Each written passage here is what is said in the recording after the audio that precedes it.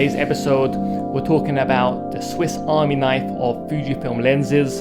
It's the 16 to 55mm f2.8. So I picked up this lens at the beginning of the year. I was looking for an all-rounder lens for travel, for work. Now obviously, due to the crazy situation in the world, I've not been able to travel much.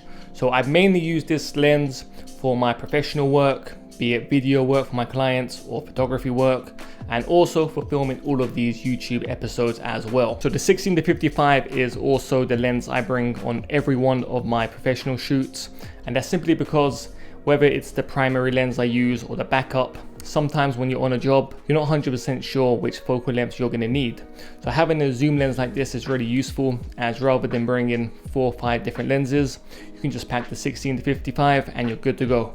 Also, when it comes to traveling, if you're going to a place where it's going to be snowing a lot or raining a lot, and you know that you won't be able to change your lens around, then having the 16 to 55, which covers the focal range of about 4 to 5 different primes, is a really useful option to have. So let's get into the review. And as you guys know, I don't like to get into all the technical details of the lens. You guys can check those out on the internet. And I don't like pixel peeping or zooming in 1,000,000% into the image to see which pixels are sharp or not.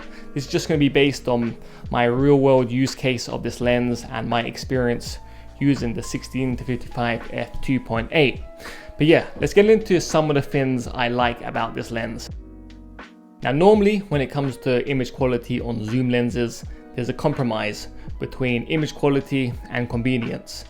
But with the 16 to 55, you never really feel that the image quality isn't there or isn't good. From my experience editing shots taken on the 16 to 55, it's no different from the shots taken on the f2 prime lenses. Also, when shooting at 16mm, there isn't really any distortion, which you sometimes get with wide angle lenses. And secondly, when you zoom all the way in to 55mm, you're not getting any darkening in the corners, nor is the image quality degrading either. So yeah, when it comes to image quality, I've been really impressed, and I don't think you're going to be disappointed with the shots you're taking with this 16 to 55mm lens. So next up, we're talking autofocus speeds and accuracy.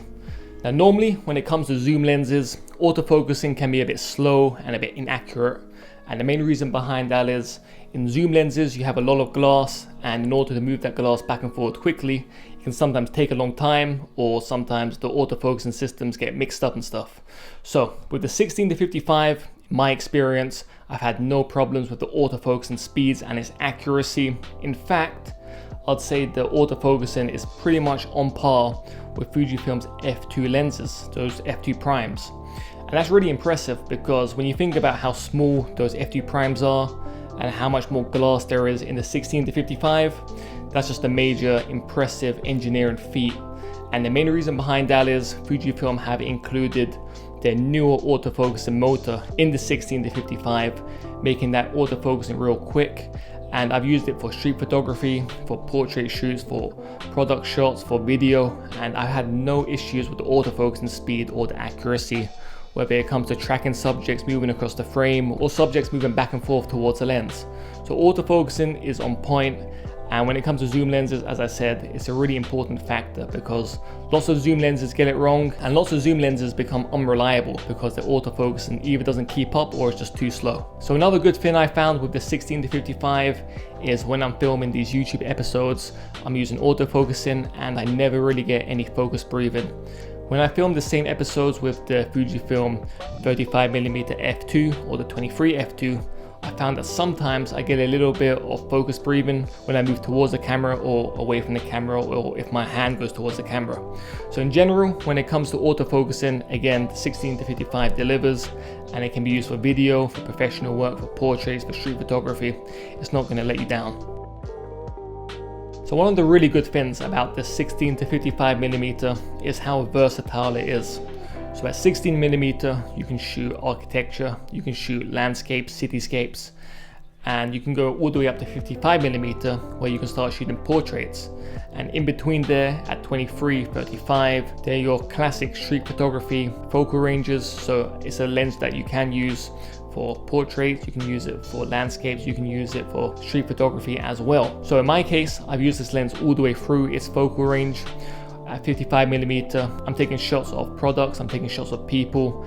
At 16mm, I'm taking shots of interiors of buildings. But when it comes to street photography, as I said earlier, this isn't a lens I use regularly. That's mainly due to its size and how I prefer using small lenses for street photography. But when I've used it for street photography, it's been really good. The autofocusing is really good, it's really accurate. And as I said, I'm going to do a POV episode doing street photography with the 16-55, so you guys can see exactly what kind of shots you can get. So next up, let's talk about the weather resistance on the 16-55.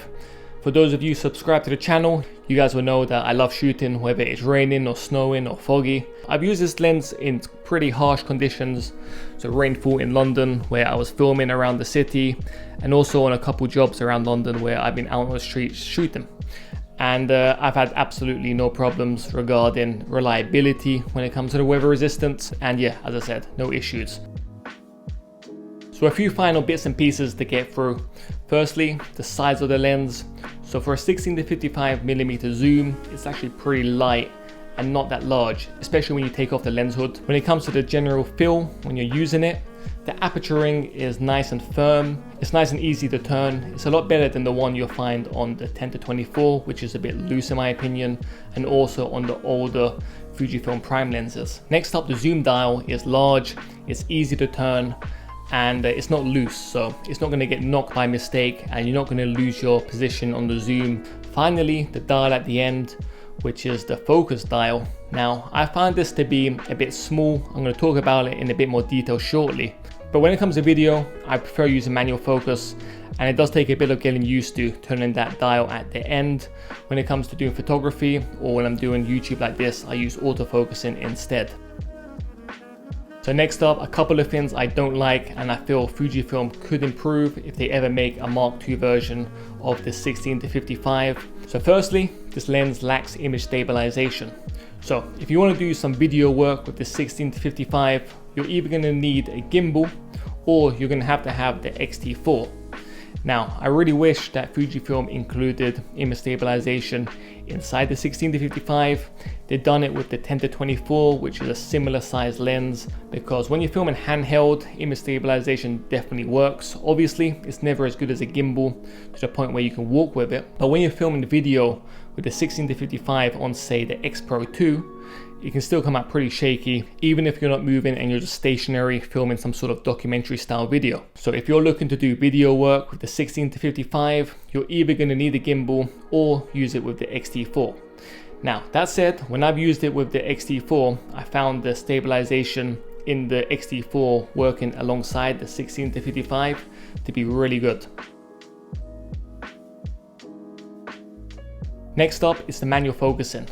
Now, I really wish that Fujifilm included the old school focusing systems they had on their old prime lenses. The one you find on the 14mm, for example, where it has a scale and the manual focusing has a start and end point. On the 16-55, when you turn the manual focusing dial, you're not actually directly moving the focusing motors or moving the lens at all. All that's happening is you're sending a digital signal to the camera and the camera is doing the work for you. So the manual focusing can end up being a bit unreliable and unresponsive, and you pretty much have to rely on the manual focus assist settings on your Fujifilm, and you have to kind of keep your eye on the screen to make sure that you have manual focus correctly. On the final note, the price, the 16-55 is one of Fujifilm's more expensive lenses. It's about £1,000 in most of the shops at the moment. But what you should probably do is wait for one of Fujifilm's promotions. They pretty much run them twice a year, once in around March, and the second one I believe will be in around Christmas time. So if you are thinking about buying this lens, it may be a good idea just to wait a little bit longer until Fujifilm drop one of their promotions. But yeah, there are a couple other options in this range. Fujifilm have the 18-55. It's a much cheaper lens. It's also stabilized, but it doesn't have the same image quality, and it's a bit more of a slower lens as well. Fujifilm also have a 16mm to 80. Now this is more of a video specific lens. At f4, it's not going to be that useful for photography, especially if you're doing street photography. And if you're doing street photography at nighttime, it it will pretty much be unusable. But it is image stabilized, and the main reason you would want the 16 to 80mm is if you're traveling around doing lots and lots of video. Finally, Fujifilm also have the 18 to 135mm zoom lens. Now, I've never used this lens, but that's a crazy large focal range, and if you're into travel photography, I can imagine that being very useful. But as I've never used the lens, or I've never even seen it, I can't really talk about or pass judgment on that lens at all. So all in all, it's a great lens. I highly recommend it, and hopefully once the world returns to some normality, I'll be able to get around and travel with the 16 to 55 as well. But if you have any questions at all about this lens, just drop them in the comments below and I'll make sure to get back to you. Or if you have this lens and you want to share your own thoughts on it, again, drop them in the comments. You guys can do me a massive favor and hit that thumbs up button. It makes a massive difference to the channel. And secondly, if you haven't already, hit the subscribe button too. A massive thanks for watching, and I'll catch you in the next one.